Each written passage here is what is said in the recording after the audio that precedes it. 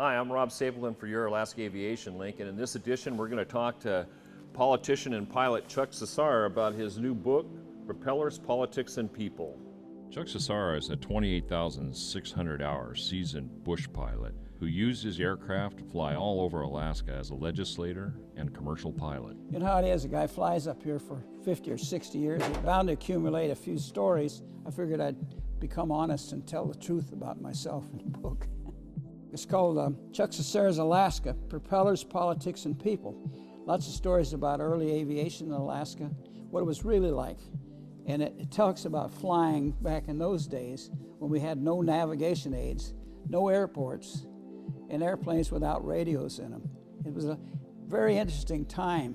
We didn't get much babysitting from agencies like the FAA. We just had to get out there and do our best. The book offers a glimpse into Alaska aviation past.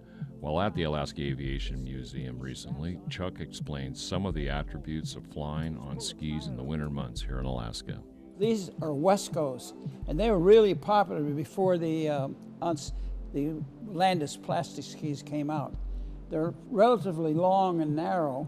They were made out of plywood, bent to that shape, and then covered with galvanized metal. And actually, they were really good in deep powder, and they didn't heat up and stick down like an all-metal ski like the Federals, which were all aluminum.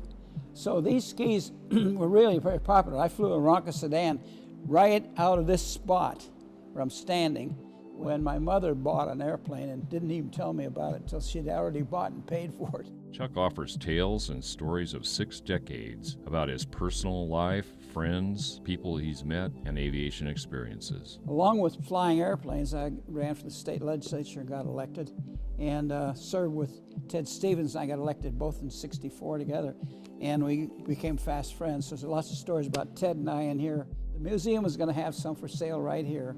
They'll be in different stores around the Anchorage area and around the state. Matter of fact, they're going out nationwide, selling pretty well, actually all over the South 48. And that's my story.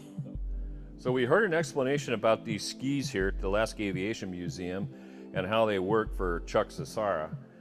But if you really want to know the story about Chuck's life flying in Alaska, you'll read his book. I'm Rob Stapleton for your Alaska Aviation Link.